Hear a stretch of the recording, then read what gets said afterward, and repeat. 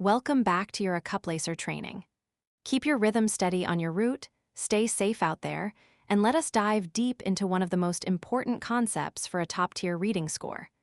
We are tackling module ACC RD 2.2, Analyzing Point of View. On the Accuplacer, many students make the mistake of thinking that point of view is just a simple grammar lesson about whether the author uses the word I or the word they. While that is part of it, the exam is actually looking for something much deeper. They want to know if you can identify the author's perspective or stance. They want to know the angle from which the author is looking at the world. To master this module, you have to think about point of view in two distinct layers. Layer 1 is the grammatical point of view. Layer 2 is the rhetorical point of view. Let us start with Layer 1, the grammatical point of view. This is the mechanical who of the story. First-person point of view is when the author uses pronouns like I, me, my, and we. When you see this on the test, it usually means the passage is a personal narrative, a memoir, or a highly subjective opinion piece. The author is a character in their own story. The rhetorical effect of first person is to create intimacy and trust.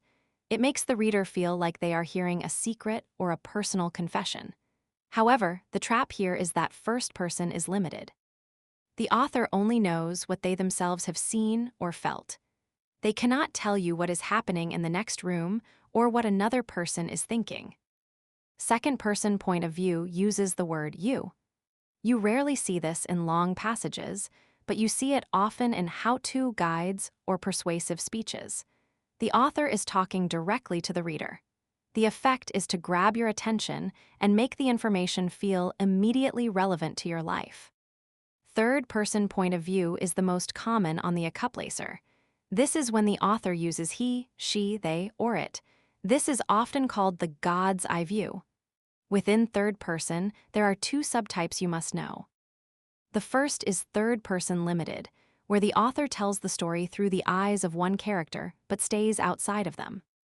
The second is third-person omniscient, where the author knows everything, what every character is thinking, the history of the world, and what will happen in the future. On the Accuplacer, third-person omniscient is used to make a passage feel objective, authoritative, and fact-based. Now let us move to Layer 2, the rhetorical point of view. This is where the top-tier scores are made. Rhetorical point of view isn't about pronouns, it is about the author's relationship to the subject matter. It is their stance. On the exam, you might read a passage about a new city park. One author might write from the point of view of a bird watcher. Their perspective will focus on nature, silence, and biodiversity. A second author might write about the same park from the point of view of a city accountant. Their perspective will focus on tax revenue, maintenance costs, and budget deficits. A third author might write from the point of view of a local parent. Their perspective will focus on safety, playgrounds, and community building. The Accuplacer will ask you, which of the following best describes the author's point of view? To answer this, you have to look past the facts and look at the lens the author is using. Are they looking through a scientific lens, a historical lens, a critical lens, or a celebratory lens? Because this is a sophisticated skill, the test makers have three primary traps they use to trip you up. The first trap is the neutrality illusion. Many students assume that if an author sounds professional and uses big words, they must be neutral or objective. This is a mistake. Almost every author has a point of view, even if they are trying to hide it. For example, imagine a passage about the history of a war.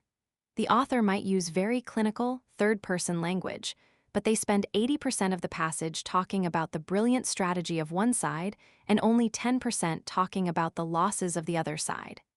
Even though the language sounds objective, the point of view is actually biased toward one side. When you are taking the test next Tuesday, do not let professional language fool you. Always ask, what is the author emphasizing and what are they ignoring? The answer to that question will reveal their true point of view. The second trap is confusing the narrator with the author. This happens most often in the fiction or literary passages. On the Accuplacer, you might read a story about a character who is very angry and thinks the world is unfair. The question will ask about the point of view of the narrator. A trap answer will say that the author believes the world is unfair, but that is not necessarily true. An author can write a character who is a villain or a character who is wrong-ob. Out everything. You must distinguish between the person telling the story, the narrator, and the person who wrote the story, the author. Always read the question carefully to see if they are asking about the character's perspective or the overall perspective of the text. The third trap is the acknowledged counterargument. This is a very high-level trick. An author who is very skilled at persuasion will often spend a paragraph talking about the other side. For example, an author who wants to ban cars in downtown areas might write a whole paragraph saying, "It is true that cars provide convenience for commuters, and that many people rely on them for their daily business." The trap answer will say the author's point of view is balanced or supportive of drivers. But if you keep reading, the author will spend the next 3 paragraphs explaining why that convenience is not worth the pollution and traffic deaths. The author only mentioned the other side to make themselves look fair before they demolish the opposing argument. Do not be fooled by a single paragraph of fairness. You must look at the total weight of the passage to determine the ultimate point of view. Now, let us talk about your active strategy for dominating the point of view module. How do you find the right answer when you are staring at the screen? You are going to use a technique I call identifying the stakeholder. As you read every paragraph, I want you to ask yourself, what does this person have to gain or lose by me believing them?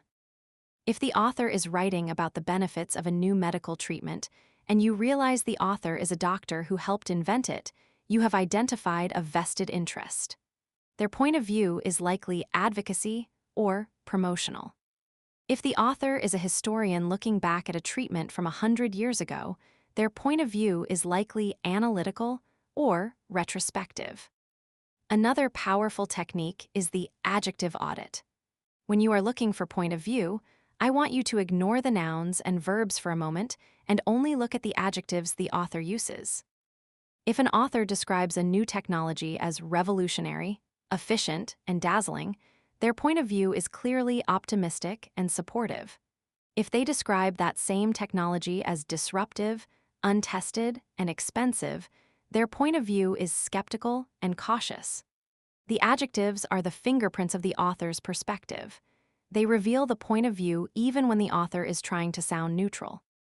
To summarize this deep dive into Module ACC RD 2.2, first, recognize the grammatical layer. Is it first person I or third person they? Second, identify the rhetorical layer. What is the author's stance or lens? Third, beware of the neutrality illusion. Professional words can still hide a deep bias. Fourth, do not confuse a character's anger with the author's opinion. And finally, use the adjective audit to find the hidden plus or minus signs in the text.